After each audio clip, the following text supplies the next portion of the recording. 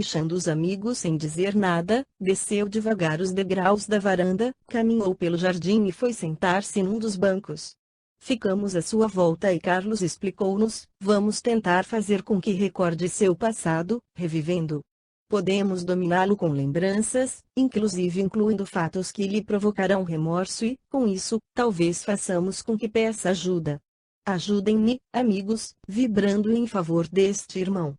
Tião continuava inquieto, e Carlos olhava-o fixamente. Começou, então, a recordar o passado e fomos acompanhando suas lembranças. Era de família pobre, com muitos irmãos, e sempre foi arteiro e briguento. Todos o desprezavam, menos a mãe, que muito o amava. Mulher meiga e bondosa, sempre tivera paciência com ele e carinhosamente o aconselhava a mudar o jeito de vida. Ainda adolescente, saiu de casa e juntou-se a um grupo de vadios, começando a roubar e meter-se em brigas. Por várias vezes, teve que se esconder da polícia, ocasião em que contava com a ajuda da mãe. Escondia-se nas montanhas e grutas, e ela levava-lhe, à noite, alimentos e roupas, tirando de seu sustento para ajudá-lo. Nunca ficava magoada com ele e repetia sempre: Tião, filho, Deus existe e vê. Um dia terá que estar diante dele e como se sentirá. Seja honesto, filho, não maltrate as pessoas, porque um dia será maltratado também. Numa briga, matou um homem e foi preso. Sofreu na prisão, mas isso só lhe deu ódio. Quando encarcerado, soube da morte da mãe e sentiu muito. Aproveitando uma oportunidade, fugiu e foi para longe, continuando na vida errada, porém sempre com saudades da mãe. E, ao recordar dela, além de doer-lhe, parecia que a ouvia repetir: mude de vida, filho. Evitava, então, pensar nela. Tião enxugou as lágrimas, olhou para os lados e, vendo que ninguém do grupo observava, continuou a recordar. Passados muitos anos, voltou à terra natal e soube que seu pai também falecera, procurou um de seus irmãos que, em troca de dinheiro, deu-lhe hospedagem. Gostava desse irmão, que era pobre, trabalhador, com muitos filhos, mas não lhe fizera perguntas e nem lhe disse nada de seu passado. Esse irmão tinha uma filha, Elisinha, com 12 anos. Menina meiga, bondosa e parecidíssima com sua mãe. Ela tratava bem, dava-lhe atenção, carinho e, por isso, gostava dela, que fazia com que se lembrasse muito da mãe. Certo dia, ao ficar sozinho em casa com ela, confundiu os sentimentos, violentou-a, matando-a em seguida. Fugiu e nunca mais voltou, mas, pela primeira vez, sentiu-se apavorado e jamais teve sossego. Cometeu outros crimes, e de nenhum deles tinha remorsos, somente desse. Não deixamos Tião parar de pensar e fizemos com que recordasse várias vezes os conselhos da mãe. De repente, Tião exclamou alto: encarnamos muitas vezes. Agora me lembro disso. Será que minha mãe não era a Elisinha? Ai de mim, sou miserável. Matei Elisinha que gostava de mim e, como uma mãe, amava-me. Foi ela a única pessoa que se importou comigo. Carlos, sempre olhando fixo para Tião, fez com que pensasse em Elisinha. A imagem da garota veio-lhe à mente e lhe falamos, através da imagem da menina: já perdoei o senhor, tio. Perdoei, como Jesus perdoou os que o crucificaram. Fique bom, titio, fique. Não posso, respondeu Tião em voz alta. Seu tio não tem jeito. Sou ruim. Claro que tem, continuamos a falar através da imagem que projetamos no cérebro de Tião: Jesus perdoou o ladrão da cruz. Peça perdão, volte a Deus, ao Pai que nos criou. Deixe essas más companhias, deixe de maldades e aprenda a fazer o bem. Quem assim faz, não teme, não sofre de remorso. Oh! O remorso dói tanto. Por que fui fazer mal a quem tanto bem me fez? Tião chorava sentido, arrependido realmente desse erro, pois doía-lhe o remorso. Mas nunca se lembrou de pedir perdão, achava-se indigno de ser perdoado, e pensava também que era com os maus que deveria ficar. Carlos fez com que pensasse na mãe novamente, assim, falou-lhe: Tião, meu filho, aceite minha benção.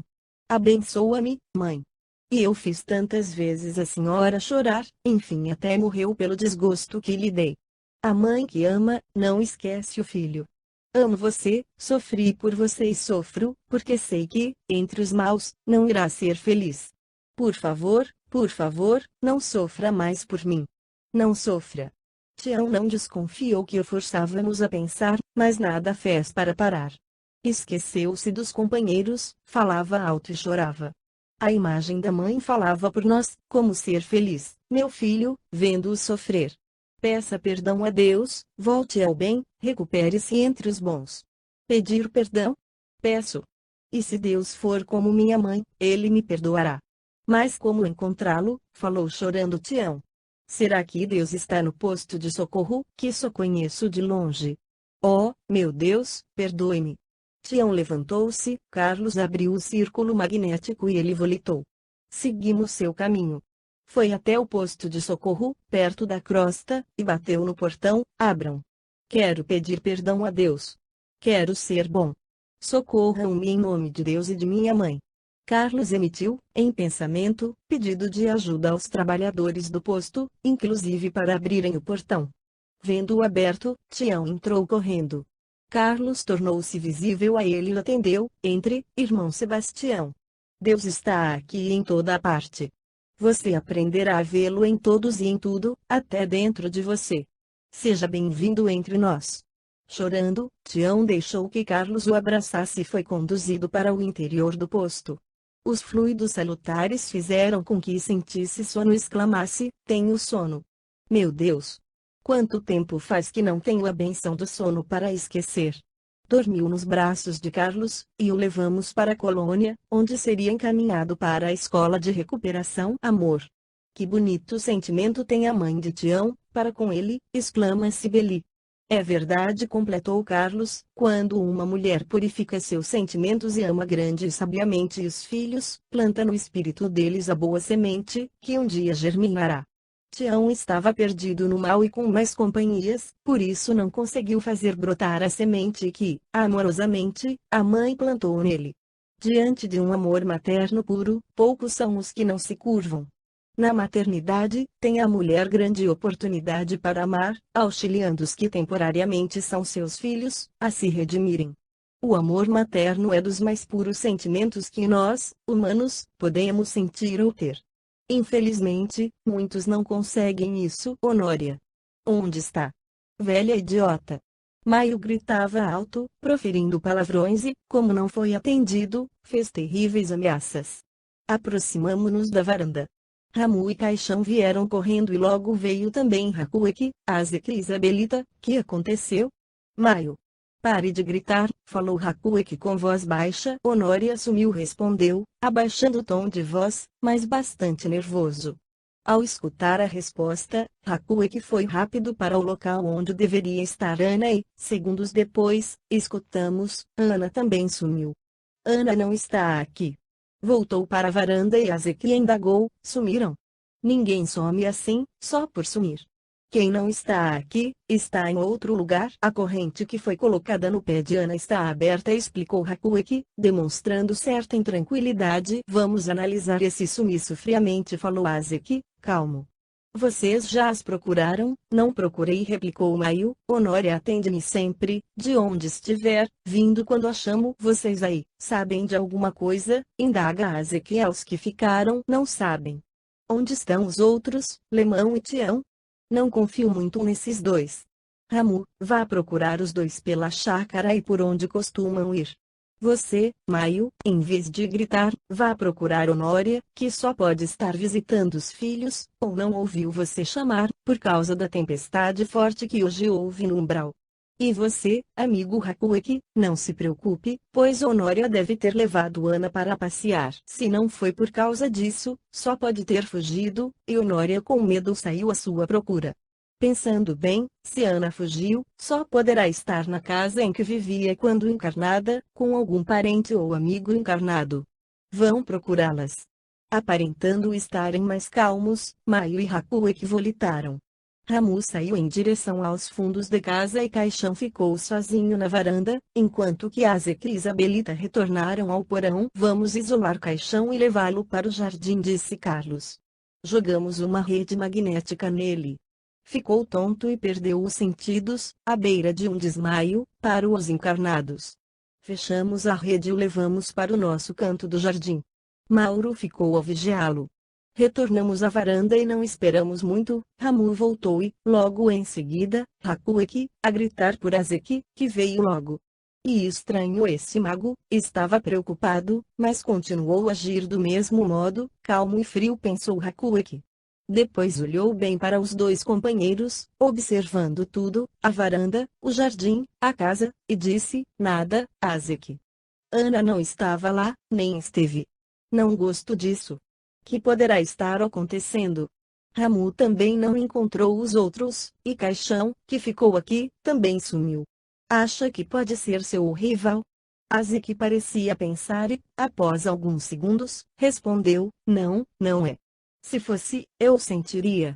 Não conseguiria estar aqui sem que eu soubesse, depois ele iria querer a mim e não aos que me acompanham. Volto ao laboratório, vou tentar saber o que há, se Maio voltar com notícias, avise-me. Azeki desceu rápido ao porão e Carlos fez sinal para que o seguíssemos. Todavia, vimos, com espanto, que Mago pegava seus pertences com rapidez e os colocava numa sacola. Estremeceu quando entramos.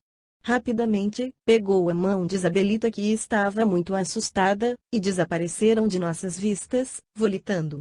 Azeki despediu-se, não ouvíamos mais, mas escutamos sua voz demonstrando calma, falando baixo, Carlos, você e seu bando não me pegarão. Não desta vez. Sou mais esperto que vocês, bobocas do bem. Talvez um dia eu enfrente, mas devo aprender a vencê-lo. Adeus, Azeki e Isabelita foram embora? Como Azeki conseguiu perceber nossa presença, indagou Leila, fugiram juntos. Vejam, levou tudo o que lhe poderia ser útil. Só deixou os companheiros, confirmando o grande egoísta que é. Entretanto, não menosprezemos os conhecimentos de Azeki, pois é estudioso. Percebeu nossa presença, acredito até que nos tenha visto, porque, com o sumiço de alguns membros do grupo, sentiu que somente nós, os socorristas, poderíamos estar aqui. Quanto a saber meu nome, deve ter ouvido um de vocês falar. Vamos atrás dele, quis saber Fabiano. Não, Azeki fugiu, abandonou o local e creio que não voltará. Nossa missão consiste em ajudar Nelly e afastá-la desses desencarnados. É claro que ajudaríamos melhor, encaminhando-os para o bem, porém ir atrás de Azeki, que se afastou daqui, seria outro trabalho para o qual deveríamos ter permissão. Quanto a querer preparar-se para enfrentar-me um dia, talvez tenha esquecido que não estarei ocioso, pois evoluo todos os dias e, se ele nesse período aprender e tiver dado 10 passos, terei dado 12. Porém esses espíritos não gostam de enfrentar os servos de Jesus, porque sabem que o bem é mais forte, e por isso fogem de nós, como de suas consciências. Não nos preocupemos com ele, Fabiano, pois esse tipo de vida que Azeki leva, fará com que se canse e procure um dia a verdade e a paz, no bem. Voltamos à varanda. Ramu e Hakueki nada perceberam. Observei Ramu, era um tipo bem estranho e feio, de rosto comprido. Estava sempre com a cabeça inclinada para a frente do corpo. Possuía olhos frios como aço, sorriso cínico e só tinha os caninos, de lábios finos, alto e magro, as mãos desproporcionais, unhas longas e finas. Vestia roupas largas de tom amarelo forte e roxo. Notamos ainda que se pervertera na sexualidade. Conversava com Hakueki em voz baixa, não estou gostando disto, Hakueki, tenho Azeki por chefe, gosto de Maio como companheiro de muitas épocas e, se ainda estou aqui, é por eles. Vou só esperar Maio chegar e, conforme as notícias, me mando. Desconfio do rival de Azeki e estou com você. Vou embora daqui também. Azeki que se vire. De qualquer jeito, encontro Ana e, se não conseguir, não me importo, porque já me cansei dela. Está perturbada e não há meio de fazê-la voltar à razão. Vai deixar a doida Danelli, Hakueki, por que não? Nada tenho com ela. A menina vai sentir sua falta, pois acostumou-se com você. Que se dane. Aqui vim temporariamente, mas sempre quis voltar para a Europa, e gostaria que Ana melhorasse para irmos juntos. Planejava partir em breve, mas agora acho que partirei já. Se Nelly sentir minha falta, azar dela. Maio regressou nervoso e falou apressado, nada. Ninguém viu Honória por lá. Vocês a encontraram? Não respondeu Hakueki. Dissemos ao porão, parece que Azeki não nos escuta. Disseram e se espantaram. Mai falou, irado, fugiu. Se Azeki levou os seus apetrechos, fugiu e só com Isabelita. Covarde. Está sempre escapando. É melhor irmos também. Quem será que nos persegue? Os três estavam perto um do outro, olhavam o laboratório, preparando-se para volitar e fugir. Jogamos uma rede magnética neles, e Maio ainda exclamou, é tarde, prenderam-nos. São os do cordeiro. Perderam os sentidos. Ajeitando-os na rede, volitamos, levando-os para o centro espírita, onde seriam doutrinados através da incorporação. Carlos explicou-nos, estes três, só diante de uma força maior, para entregarem-se ao Cristo. Conversar com ele seria perda de tempo. Os trabalhadores do centro receberam-nos com alegria. O local não era grande, porém bem organizado, tanto no aspecto material como no espiritual. Deixamos os três adormecidos, com a informação de que seriam atendidos naquela mesma noite. Voltaríamos para a reunião e vibraríamos em favor de sua recuperação. Voltamos à casa de Nelly, quando ela saía para a escola. Estava séria, como sempre. Parece que não sente falta dos companheiros desencarnados, falou Fabiano. Ainda não explicou Carlos. Acho que nem sempre eles acompanham à escola. Não é perigoso afastar Hakueki de Nelly dessa forma, aclamou Toninha. Afastar, assim, um obsessor não seria prejudicial à menina. Carlos, bondosamente, respondeu, uma desobsessão rápida não é aconselhável, porque, numa obsessão, o desencarnado e o encarnado estão tão ligados que, separá-los bruscamente, é como cortar um fluxo de sangue. A obsessão tanto pode ser amorosa como por ódio, porém sempre envolve sentimentos fortes, que fazem um necessitar do outro. Não é o que ocorre no caso de Nelly. Hakueki não a ama nem a odeia, mas a usa para uma finalidade. Nelly, por sua vez, tem em Hakueki a segurança de realizar seus anseios, ela também não tem vínculo de sentimentos com ele. Ambos têm interesses, ele queria um local para Ana ficar, e Nelly quer que ele a sirva. Pelo que Hakueki disse a Ramu, ia deixá-la de qualquer forma e, se não o imobilizássemos, fugiria. Preocupo-me com Nelly, que está muito desarmonizada e infeliz. Será que não sente remorso por ter matado o pai? Indaga Leila. Não me parece nem um pouco arrependida, continuou a elucidar-nos Carlos. Somente as boas ações proporcionam harmonia. Erros e maldades nos distanciam das leis divinas, fazendo-nos infelizes. Vamos ver Caixão. Mauro estava sentado ao lado de Caixão, que ainda estava sem sentidos. Observei-o e reparei que era o mais feio deles, careca no alto da cabeça e com cabelos ruivos compridos até a metade das costas. Tinha o perispírito deformado pelo hipnotismo, e notávamos que não se importava com o aspecto que tinha, pois sabia que Azeki facilmente poderia transformá-lo. Possuía orelhas grandes, nariz largo, boca saliente e rosto peludo, parecendo-se com um cachorro. Trajava-se com roupas de couro, calças curtas e colete marrom. Seus pés pareciam patas de cavalo, mas suas mãos eram normais. Carlos observa-o, lê sua memória e elucida-nos, Caixão cometeu vários crimes e há muito está ligado ao mal. Tem esse apelido desde encarnado. Seu pai possuía uma serralheria onde fazia também caixões de defunto, era uma pequena e simples funerária. Desde pequeno, gostava de brincar com os caixões e de dormir dentro deles, daí o apelido. Herdou o que era do pai, depois de enganar a mãe e os irmãos. Casou-se, porém não conseguia manter vínculos de amor, só de ódio. Teve filhos, mas nunca se importou com a família e, por ser farrista e mulherengo, teve muitas amantes. Uma delas era mulher de um fazendeiro da região, que descobriu e planejou vingar-se, ainda mais porque soube que Caixão estava cortejando sua filha. Começou a segui-lo de longe. Certa noite Caixão tinha bebido demais e, em vez de entrar em casa, entrou na serralheria. O fazendeiro e o filho cuidadosamente entraram lá e encontraram dormindo dentro de um dos caixões. Friamente, os dois fecharam a tampa, levaram-no para a carroça e partiram.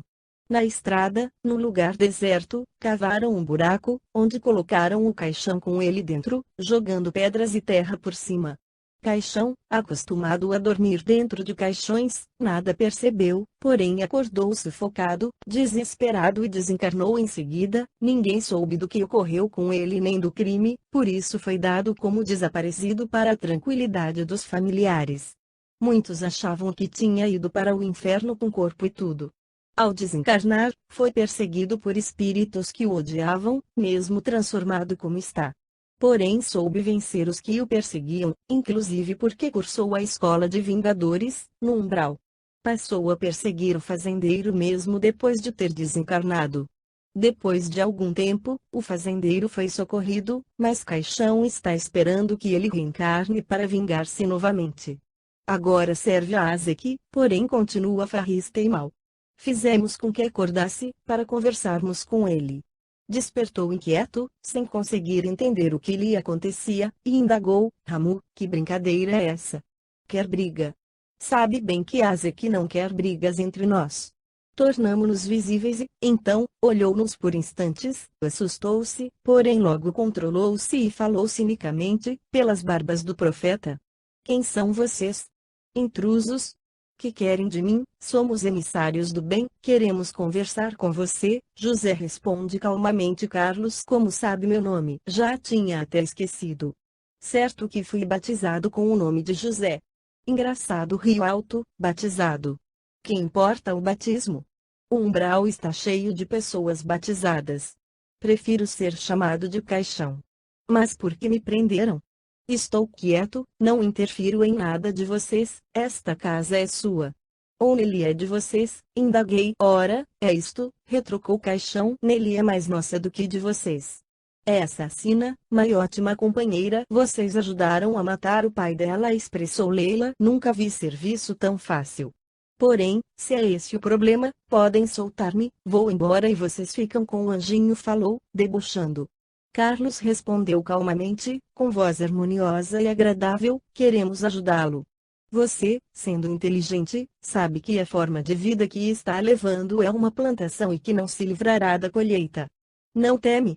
Terá que reencarnar. Já pensou como será sua vida? Não gosto de pensar nisso. Deixem-me sair. Posso fazer uma troca? Soltem-me que lhes digo onde está uma riqueza escondida. Carlos continua a falar-lhe, tentando doutriná-lo: não estamos interessados em riquezas materiais, pois isso afeta apenas encarnados ambiciosos, mas para nós não tem serventia. Se gosta de trocas, veja onde moramos, conheça outra forma de viver e troque seu modo de proceder.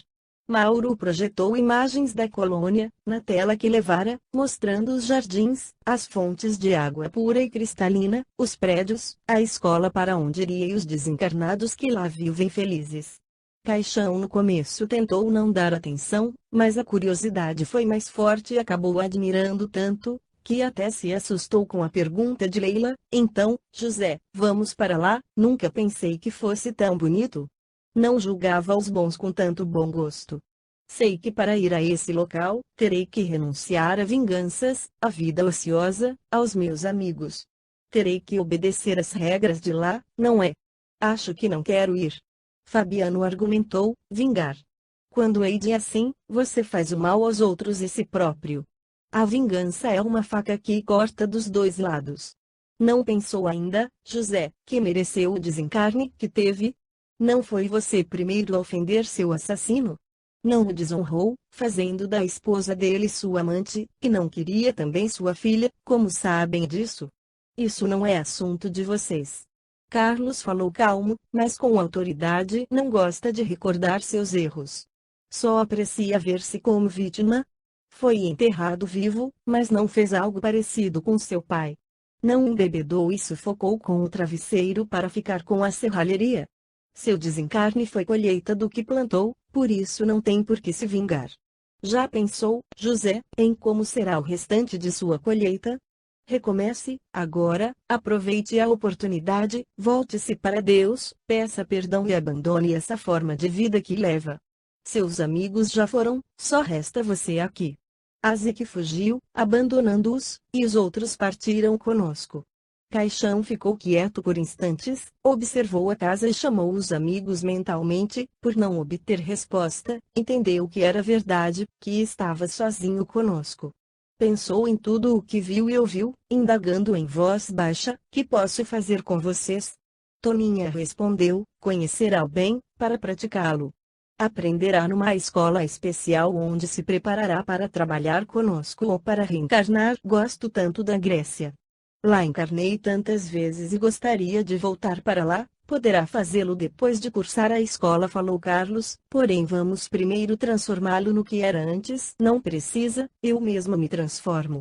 Para nossa surpresa, Caixão foi se transformando e seu aspecto passou a ser o de um homem comum. Falou com sinceridade: vou com vocês, mas posso mudar de ideia e dar-lhes trabalho.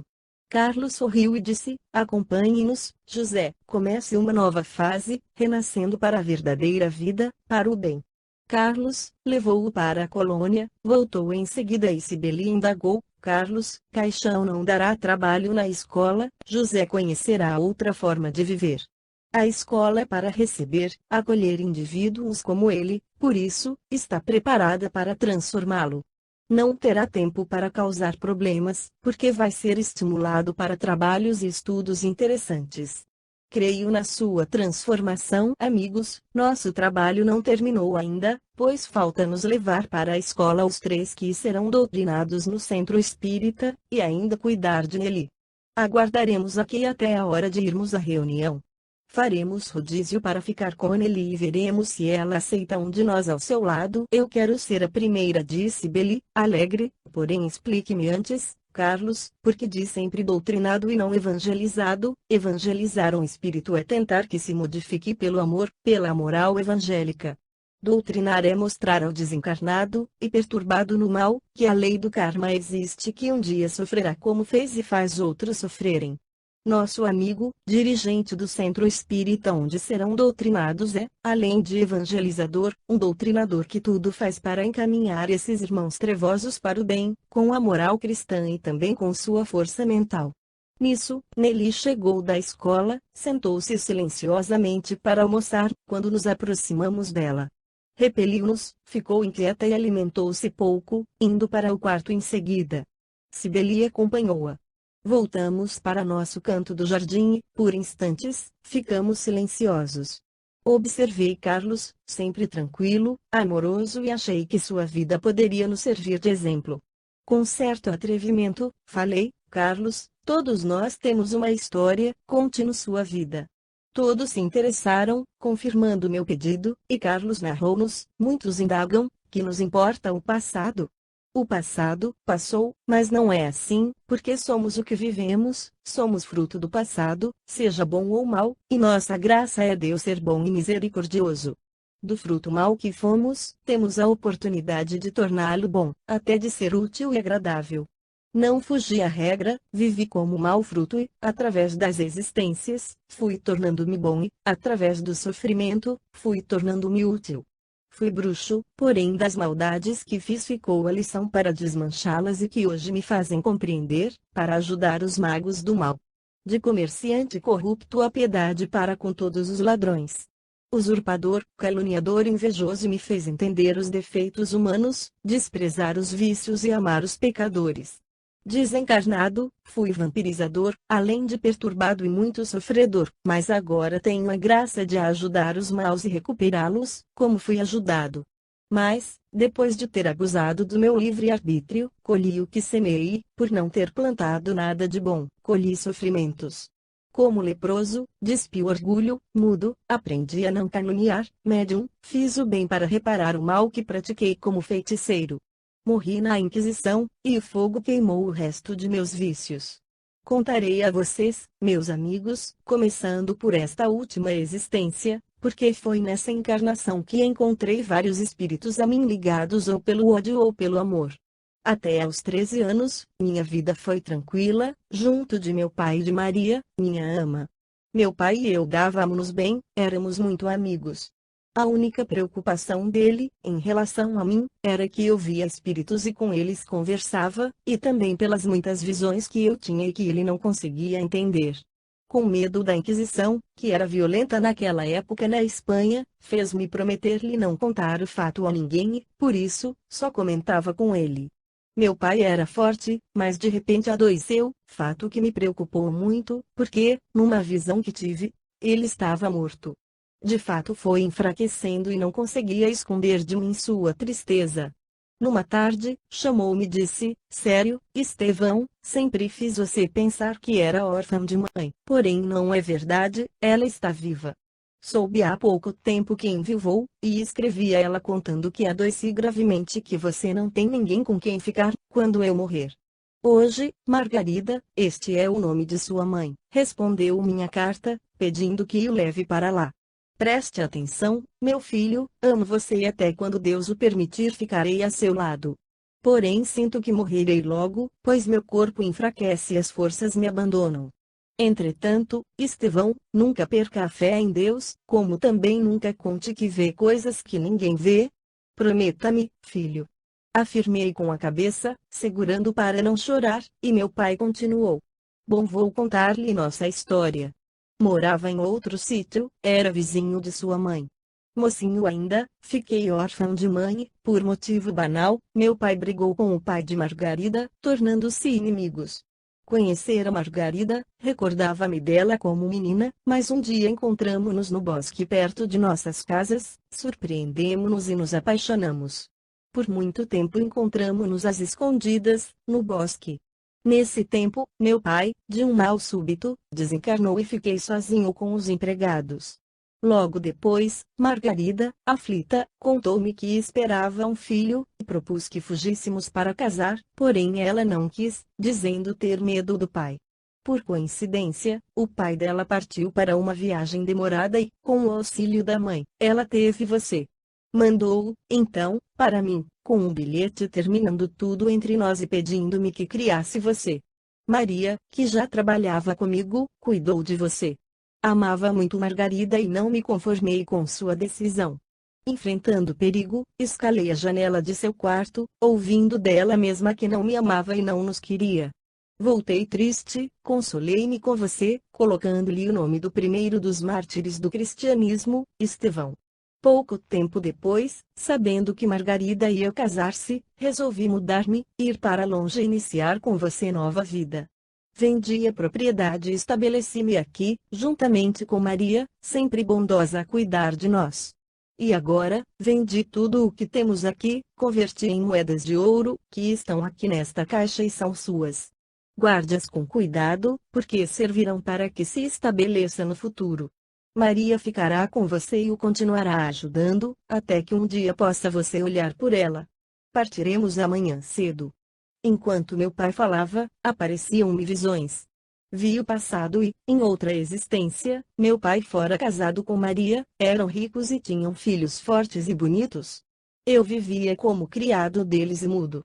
Um dos filhos deles matou numa briga um fidalgo, e correu para casa, contando aos pais. Para defender o filho, vestiram-me com as roupas do filho assassino, entregaram-me aos soldados, dizendo que eu era o culpado. Não podendo gritar minha inocência, os soldados, cientes que era o criminoso, mataram-me. Meu pai apertava-me a mão. Entendeu tudo, Estevão? Prometa cuidar de Maria. Olhei bem para meu pai. Foram, Maria e ele, maus comigo no passado, porém nessa existência tudo fizeram por mim. Ama-me muito, não é, meu pai? Também o amo. Cuidarei de Maria, prometo. No outro dia, bem cedinho, partimos. Papai padecia com a viagem, e fomos de carruagem, parando sempre para que descansasse. Tinha ele 32 anos, porém aparentava muito mais, pois estava magro e cada vez mais fraco. Maria ajudava-o em tudo, nutrindo um amor maternal por nós dois. Tinha ela 42 anos, era feia, morena escura, mas muito simples e boa. Perto da cidade em que minha mãe morava, meu pai desencarnou. Sofri muito, fizemos seu sepultamento e, em seguida, Maria e eu continuamos a viagem. Minha mãe morava num sítio perto de uma boa cidade, herdara do esposo uma criação de cavalos que era sua renda. Lugar muito bonito, com a casa grande rodeada de belo jardim. Cheguei assustado, de mãos dadas com Maria, e entrei com medo. Uma mulher jovem ainda, linda, recebeu-me abraçando-me. Era minha mãe. Sentia-me uma ave estranha em ninho novo. Depois de ter cumprimentado Maria, minha mãe disse-me: Estevão, que lindo é você. Sejam bem-vindos. Entretanto, necessito da compreensão de vocês. Disse a todos que você é filho de uma prima que faleceu, e que ficará por pouco tempo. Seria um escândalo contar a verdade, por isso até para meus filhos menti, mas falarei a eles logo que for conveniente. Espero que me compreendam. Sim, disse Maria. Nada respondi, senti-me rejeitado, pois estava com minha mãe e não poderia chamá-la assim. Conheci meus outros irmãos, 2 meninos e uma menina, Simão, Arthur e Madalena. Foram amáveis comigo, simpatizei com eles e gostei muito de Arthur. Maria foi alojada na ala dos empregados, e meu quarto seria perto do de Simão. Pedia de Margarida para ficar com Maria e, meio a contragosto, deixou. Assim, fiquei hóspede da ala dos serviçais. Percebi que minha mãe não estava bem financeiramente e confirmei isso quando a vi conversando com um senhor na sala. Instintivamente, escondi-me e ouvi a conversa. Exigia ele de minha mãe o pagamento da dívida, se não tomaria tudo o que tinha, o sítio, a criação de cavalos e a casa. Minha mãe implorou para que tivesse paciência, pois mandara vender as joias e pagaria tudo. O senhor, louro, de bigodes, muito antipático, ameaçava minha mãe com certa satisfação, então viu-os no passado. Era ele, outrora, um comerciante, estava sujo e amarrado, frente à minha mãe, que o acusava: foi você, ladrão. Entrou em minhas terras para roubar-me. Aqui mando eu. Vai ser castigado. Perderá o que transporta. Só porque o mercador entrara sem autorização nas terras da baronesa, ela mandou castigá-lo com chicotadas, ficando com tudo o que era dele, mandou, depois, abandoná-lo na estrada. Agora, era o senhor nas posses da dívida e cobrava sem piedade, ameaçando tirar tudo o que ela possuía. Quando ele foi embora, saí do meu esconderijo e fui até minha mãe, que chorava. Meu filho, suspirou triste, em que má hora veio até mim. Não tenho como pagar a dívida e perderei tudo. O dinheiro que receberei das joias é pouco, e mal dará para comprar uma casinha, mais do que viver. Corri ao meu quarto, peguei a caixa com o dinheiro que meu pai me entregara, tirei a quantia que daria para pagar a dívida, guardando o pouco que restou. Levei o dinheiro para minha mãe. Meu pai não morreu pobre, deixou-me este dinheiro, que lhe dou, para que a senhora pague tudo. Não posso aceitar, meu filho, esse dinheiro é seu. Se a senhora não tiver lugar para morar, nem eu terei. Se não tiver do que viver, nem eu. Aceite. Mamãe hesitou, mas depois o pegou e beijou-me, agradecida. Obrigado, Estevão. Aceito como dívida, darei a você um título e pagarei tudo mais tarde. Com o dinheiro da venda das joias, aumentarei a criação e logo terei o dinheiro para pagá-lo. Obrigado, meu querido. Naquele dia mesmo, deu-me o título que guardei na minha caixa. Com o resultado da venda, minha mãe aumentou a criação de cavalos e nossa vida continuou normal. Estudava com meus irmãos e continuava a dormir com Maria. Minha mãe não me pagou, nem falou mais no assunto, nem eu. Só sentia o fato de continuar a ser o filho da prima falecida. Arthur e eu tornamo-nos grandes amigos, embora fosse mais novo que eu 3 anos. Só ele sabia que eu era seu irmão, pois ele mesmo descobrira, por ser também dotado de faculdade mediúnica. Quando me confessou os dons que possuía, contei-lhe dos meus, e isso uniu-nos mais ainda. Margarida proibira Arthur de falar sobre o assunto, do mesmo modo que meu pai o fizera, temendo a Inquisição. Continuava cada vez mais a ter visões, bastando olhar para uma pessoa para ver seu passado, suas vidas ou sua existência anterior. Entre brincadeiras, vi o passado de minha irmã. Fora ela, em encarnações passadas, minha escrava e odiou-me, depois veio como filha e reconciliamo-nos, porém não chegamos a nos amar, agora éramos indiferentes. Também já vivera com meu outro irmão, Simão, no século XII. Cavaleiros guerreiros, fizemos muitas maldades e sofremos por isso. Agora juntos, caminhando para o progresso, éramos amigos, mas não unidos. Via o passado de todos os que me rodeavam, do professor, dos empregados. Sempre fiel à promessa que fizera a meu pai, só comentava o fato com Arthur, porque possuía problemas parecidos. Tínhamos uma serva que era muito feia e que mancava, puxando a perna direita. Um dia, ela caiu com uma bandeja, ao servir o desjejum. Limpou chorando a sujeira do chão. Vi seu passado, como uma rainha orgulhosa e ociosa que desprezava os deficientes físicos, proibindo até que entrassem em seu castelo. Descobri, com minhas visões, que sempre pagávamos pelos nossos erros. Que todo abuso tem punição. Pensei muito no que deveria ter feito para estar órfã de pai, e de ser estranho no lar da própria mãe. Recordei meu passado e enxerguei tudo com perfeição, como se o estivesse vivendo novamente. Naquela encarnação, fora mulher. Na adolescência, tive uma filha, que coloquei num cesto de serragem, que usavam para acender o fogão na casa de minha patroa. Pela manhã, ela encontrou a criança e a criou entre os servos. Nunca me aproximei dela, temendo ser descoberta, entretanto procurava saber sempre como estava. Quando completou 18 anos, foi expulsa da casa em que servia, por estar grávida. Fui procurá-la, encontrei-a ao relento e trouxe-a para casa, dando-lhe um quartinho no fundo do quintal, como abrigo, pois não podia deixá-la dentro de casa por causa de meu marido, que nada sabia. Contei a ela quem era e pedi-lhe perdão. É difícil desculpá-la, disse-me chorando, queria tanto uma mãe, mesmo que fosse a mais pobre e feia, queria alguém que me amasse. Cresci sem carinho e fui me apaixonar pelo filho da patroa, de quem engravidei e por isso fui expulsa. Via triste, enfraquecer e, ao dar à luz, morreram ela e a criança. O filho da patroa fora meu pai. Minha filha erra agora minha mãe, Margarida, que se esforçava para me amar, mas acho que não conseguia. Por isso, sentia que não poderia contar muito com ela, abandonara-me uma vez, não hesitaria em abandonar a segunda. Estava com 20 anos e, juntamente com meus irmãos, ajudávamos mamãe no sítio, que prosperava muito. Comecei a namorar uma moça da vizinhança, pensava em me casar e parecia que tudo ia bem. Por outro lado, Arthur não conseguia dominar seus dons, pois, ao ver alguém doente, impunha-lhe as mãos e curava. Logo vieram os comentários e começou a ser procurado às escondidas. O senhor, ex-credor de minha mãe, denunciou-nos à Inquisição. A denúncia era de que alguém de nossa casa, com o poder do demônio, curava as pessoas. Minha mãe foi presa. Ficamos desesperados, porque sabíamos que Arthur seria preso e morto. Muito triste, tentei achar uma solução.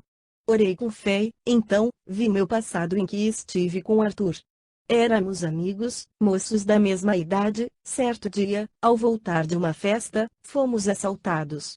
Entretanto, um de nossos companheiros conseguiu escapar, e sabíamos que procuraria socorro. Fomos despojados de todos nossos pertences, e os ladrões, ao partirem, acharam conveniente levar um dos nossos, como refém. O chefe disse, apontando-me, vamos levar este como prisioneiro, porque, se os soldados vierem atrás de nós, não nos atacarão, por causa do refém. Você aí, vem conosco. Tratei de safar-me, entregando Arthur, pobre de mim. Nada sou e os soldados não ligarão para minha vida. Este, sim, é filho do barão de V, amigo do rei. Levaram Arthur, que olhou-me tristemente, sendo encontrado pelos soldados 3 dias depois, morto sob tortura.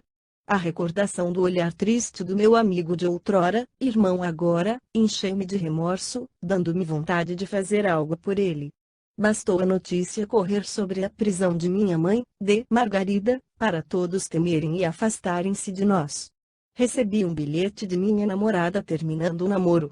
Pensei muito e decidi que deveria agora salvar Arthur. Sem contar o que iria fazer, dei a Maria a caixa com as moedas de ouro que me restaram e escrevi um bilhete para minha mãe. Escrevi pouca coisa, que minha decisão fora muito pensada, que tudo deveria continuar bem e que cuidasse de Maria. Coloquei junto o título da dívida. Deixei com Maria, para que lhe entregasse. Arthur, vou entregar-me à Inquisição, pois, se alguém aqui faz curas, este alguém sou eu. 31. Está louco? Não pode mentir assim. Sabe o que o espera se disser isso? Tenho, meu irmão, uma dívida para com você, deixe-me pagar. Você anda vendo de novo o passado. Não é justo. Não estou a cobrar, por isso eu é com trema que irei me entregar. Arthur, se fizer isso, morrerá. Sua mãe, Simão e Madalena sofrerão torturas e tomarão tudo de vocês, deixando-os na miséria. Se eu me entregar, nada lhes acontecerá, porque sou um servo da casa. É sacrifício demais, meu irmão, por isso pense mais um pouco. Agradeço, comovido. Se me salvo dessa, Estevão, vou partir para longe, para não mais colocar a vida dos meus em perigo, já que não consiga controlar meus dons. Quando curar, faça por mim também. Você alivia as dores também, mas eu só vejo o passado, tenho lá minhas visões, o que não é útil para ninguém. Você, sim, é necessário. Abraçamo-nos. Arthur pensou que eu ainda iria meditar sobre o assunto, entretanto, saí de casa e fui me entregar. Minha mãe já começava a ser torturada. Quando me entreguei, foi libertada e nada aconteceu a todos, a não ser terem de pagar à igreja rezas e missas, para limpar a casa de minha influência. Confessei todas as acusações que me fizeram, na presença de minha mãe, que escutava calada, nada fazendo ela para me defender. Por ter confessado, não me torturam, porém fui condenado a morrer na fogueira, no dia seguinte, que era data já marcada para outra execução. Logo que amanheceu, fui levado com outros condenados para a praça e amarrado a um poste de madeira. Enquanto esperava que acendessem o fogo, vi-me no passado longínquo, em tempos bárbaros, ajudando a bloquear janelas e portas das casas de uma aldeia, para depois incendiá-las, com os moradores dentro. Acenderam o fogo e muitos gritavam, pois as queimaduras doíam muito. Gritei também. Senti que Arthur orava por mim e uma paz invadiu-me. Orei e não me desesperei, desencarnando após muito sofrimento, com o nome de Jesus nos lábios. Fui socorrido imediatamente por espíritos bondosos e, assim, a morte de meu corpo deu-me alívio e felicidade. Encontrei-me com meu pai e adaptei-me fácil à vida espiritual. Vi Arthur partir para longe da família e fazer uma cabana, onde era seu lar e o lar dos infortunados, curando todos os doentes que o procuravam. Compreendi que eram verdadeiras minhas visões e, por isso não fiquei magoado nem com a Inquisição, nem com o clero. Entendi que eram pessoas más e ambiciosas, que agiam em nome de uma religião, em que até os bons padres eram perseguidos. Senti-me em paz, porque fizera amizade com todos os que no passado magoara ou por quem fora magoado. Estive muito tempo desencarnado, porém querendo progredir e construir meu futuro, reencarnei no Brasil, onde me tornei padre, com o nome de Padre Carlos. 85 anos servi a Jesus, educando infantes e jovens, procurando ensinar-lhes o bem. Depois de desencarnar, pude ver, já na colônia, como eram atendidos os pedidos feitos à Virgem Maria e aos santos, pois muito lhes pedi quando encarnado, orientando também outros a fazerem. Interessei-me tanto o que, logo que pude, fui trabalhar no Departamento de Socorro a Encarnados, em que estou até hoje, onde quero ficar por muito tempo ainda. Carlos calou-se, estávamos tão encantados com sua narrativa, que nenhum de nós ousou fazer comentários. Depois de alguns minutos de silêncio, Carlos falou: amigos, é hora de irmos ao centro espírita. Mauro ficará com ele. Chegamos ao centro espírita, bem antes do início dos trabalhos, e o dirigente encarnado, Sr. José Carlos, já estava presente, sentado na cabeceira da mesa, orando. A movimentação espiritual era grande. A equipe médica atendia os desencarnados doentes, e a equipe de proteção estabelecia a ordem, dominando com fluidos magnéticos os desencarnados trevosos e bagunceiros, para lá conduzidos com a finalidade de assistirem à reunião e serem doutrinados. O ambiente tranquilo cobria-nos de paz, levando à meditação. Fomos recebidos por Alexandre, que nos cumprimentou alegre e cordial, solicitando que ficássemos ao lado do doutrinador encarnado, em local reservado a espíritos convidados que, como nós, vinham assistir à reunião. Alexandre inspirava simpatia e principalmente respeito aos irmãos inferiores, pois era alto, com cerca de 2,15 metros, sorriso aberto e muito forte. Ao deixar-nos acomodados, voltou para perto do dirigente do centro, e com ele permaneceu juntamente com Arthur, o guia do dirigente, espírito amável, gentil e de muita sabedoria. Todos os espíritos em serviço no centro movimentavam-se ordenadamente com amor. Trabalho ali é que não faltava. Examinei tudo, curioso e atento, observando que o local estava aberto a todos, encarnados e desencarnados, e que ninguém era barrado, para receber ali orientação e ajuda. E irmãos com intenção de confundir ou perturbar, entravam também, aquietando-se logo pelo respeito que os mentores espirituais e a equipe de proteção impunham. Antes do início da reunião, o dirigente atende bondosamente as pessoas que lá buscam auxílio para seus males espirituais e materiais. Observei uma jovem senhora que entrou no centro aflita e triste, sentou-se ao lado do dirigente encarnado, pondo-se a queixar: Senhor José Carlos, tenho 18 anos, estou casada há 3. E tenho 2 filhinhos. Há uma semana, perdi um outro, pois abortei em virtude de ter levado uma surra de meu marido. Casei-me jovem, mas combinávamos bem, mas de uns tempos para cá meu marido começou a beber e a me tratar mal. Depois de algumas palavras de consolo, o senhor José Carlos deu-lhe um passe, e pudemos observar que o abdômen da jovem estava com manchas negras, predisposto a uma infecção. Ela mostrava-se abatida e fraca. A equipe médica espiritual aproximou-se, em conjunto com os encarnados, limpou o perispírito da jovem, retirando as manchas escuras. Em seguida, com os fluidos do dirigente, foram fortalecidos os órgãos doentes. A jovem senhora suspirou aliviada, absorvendo os fluidos doados. O perispírito da moça inundou-se de luz, que lhe propiciou conforto e saúde. Assim que a jovem começou a receber o passe, uma equipe de espíritos visitou seu lar e de lá trouxeram um espírito perturbado e mau, que a perseguia. Muitos desencarnados acompanham encarnados às reuniões espíritas, mas outros, temendo os bons, não vão. O que foi trazido, demonstrava não gostar de orações, nem de reuniões espíritas. Veio imobilizado magneticamente, rindo e debochando, mas calando-se em seguida só de ver a equipe espiritual do centro. Foi colocado na fila para que incorporasse em um dos médiuns da casa e recebesse a doutrinação. Alguns minutos antes do início, tudo estava organizado, e as filas formadas para a incorporação. Uma era de doentes, que ignoravam sua situação de desencarnados, e necessitavam de fluidos dos médiuns, para que pudessem entender seu real estado. A outra com desencarnados endurecidos em maldades. Lá estava, entre eles, o acompanhante da jovem mãe, e os 3 que nos interessavam, Maio, Ramu e Hakueki. Estes olhavam tudo curiosos, no entanto havia outros com medo, e alguns tentando aparentar indiferença. Pontualmente, os médiuns foram chegando e formando um bom número de encarnados de boa vontade. Sentaram-se ao redor da mesa e, no salão, imperava silêncio entre os encarnados. Para nós, havia alguns gemidos dos doentes desencarnados. O senhor José Carlos iniciou a reunião, recitando com voz forte e harmoniosa o Pai Nosso e em seguida orou: Senhor, agradecemos a oportunidade que nos dá de nos reunirmos em seu nome, encarnados e desencarnados, sofredores e abastados, participando de seu socorro e de seu amor.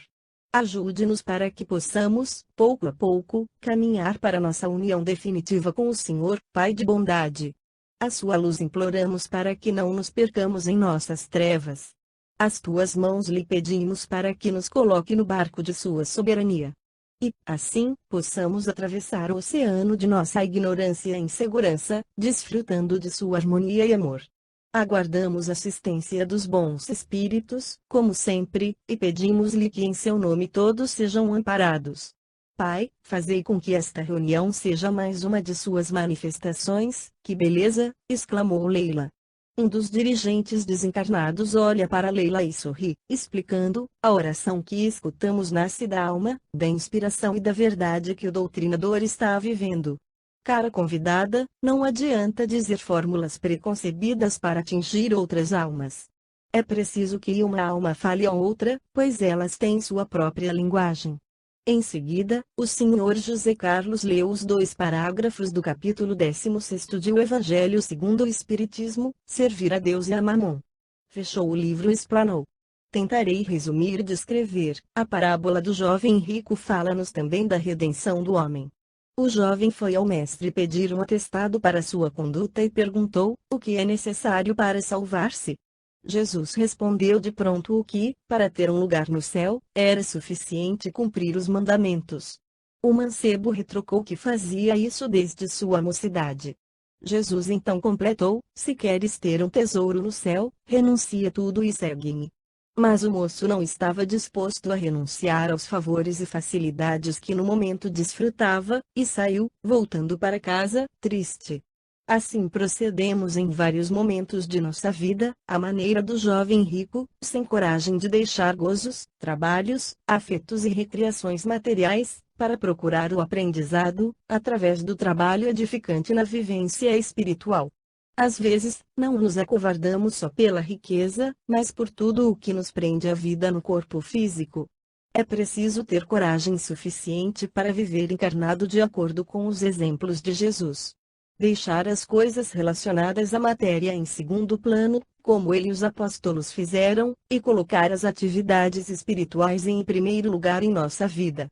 Renunciar aos benefícios exteriores em favor dos bens interiores, é fácil, ou seja, trocar as vantagens materiais pelas espirituais. E, para fazer o bem, temos que renunciar a muitos estímulos grosseiros a que nos acostumamos e dos quais até gostamos. Se estivermos presos à matéria e aos bens materiais, faremos igual ao jovem da parábola, ficamos tristes. Porém, a redenção do homem não vem através de favores externos, mas sim de um trabalho de transformação interior que ele consegue ao colocar o espírito em primeiro lugar. Atitudes boas, exteriores, não redimem o homem, mas têm a capacidade de criar ambiente propício para que ele se torne bom. E, para que isso seja possível, não devemos amar a matéria mais do que o espírito. Para aquele que ainda não se entregou ao Pai, que não vive nos exemplos do Mestre Jesus, fazer o bem exige sacrifício, é doloroso. Quando o bem é feito, entretanto, por aquele que já se cristificou, é só uma consequência de ser bom, pois ele já se conscientizou da importância dos bens espirituais. Grande exemplo deu-nos o apóstolo dos gentios, Paulo de Tarso, ao dizer: eu transbordo de júbilo em todas as minhas atribulações, morro todos os dias, já não sou eu, o Paulo, que vive, mas sim Cristo é quem em mim vive. Havia Paulo se integrado no Cristo, intimamente, e renunciado a tudo com amor, para ser um servo útil de Jesus. Nós, cristãos espíritas, devemos meditar nessa parábola e ter a certeza de que a matéria passa, mas a vivência espiritual permanece, é verdadeira e representa a renúncia aos bens materiais, pelas verdades espirituais que nos beneficiam, realmente. Certo é, irmãos, que o indivíduo é o único responsável pela sua remissão ou condenação. Jesus, ao falar aos discípulos e ao povo, dá-nos as condições para a entrada no reino do céu, e termina dizendo: exemplos vos dei, façam como eu fiz. Portanto, é de interesse do homem viver como ensina o Mestre Jesus, ser bom. É verdade que, ao fazer o bem, muitos serão beneficiados, mas o maior favorecido é ele mesmo, pois agindo assim está se redimindo. Fazer a vontade do Pai e seguir os ensinos de Jesus é tarefa nossa. Façamo-la. Depois dos esclarecimentos, apagaram a luz, ficando somente uma tênue claridade a focalizar o retrato de Jesus. Os trabalhos práticos começaram, pela doutrinação dos desencarnados que se incorporaram. Todos os espíritos que se manifestavam eram muito bem recebidos. O Sr. José Carlos cumprimentava-os com um amável boa noite, que a paz seja convosco. O dirigente, de raciocínio rápido e lógico, respondia com argumentos bondosos aos doutrinados. Dos que aguardavam na fila para atendimento, alguns escutavam atentos, outros pareciam ignorar, outros ainda procuravam um modo de se safarem, sem, contudo, conseguir. Convidados que éramos, observávamos tudo com interesse. Narro o que nos foi de maior importância, salientando algumas argumentações do doutrinador. O perseguidor da jovem mãe incorporou-se. Desafiou o doutrinador com uma risada e disse, sem responder ao cumprimento: não sei por que estou aqui e o que faço não é da conta de vocês. Se a prejudico, faço porque quero e porque ela merece. Meu irmão, respondeu o Sr. José Carlos, se alguém deve ou não sofrer, não cabe a nós julgar. Cada um tem sua colheita. Isto não justifica nos arvorarmos em cobradores de algo que a nós não compete. Somente a Deus cabe julgar, e a cada um de nós pertencem os próprios erros. Você, que ainda está dominado pela mente egoísta, não consegue nem administrar seus erros, e tenta impedir que outros possam ter paz. Você quer felicidade, por não consegui-la, faz com que os outros não a tenham também. Não sou culpado de tudo, respondeu ele. É desculpa de encarnados colocar sobre nós a culpa de erros que cometem. Sou sincero em dizer que quero vingar-me, fazer com que ela sofra, porém não sou culpado de tudo. Apenas disse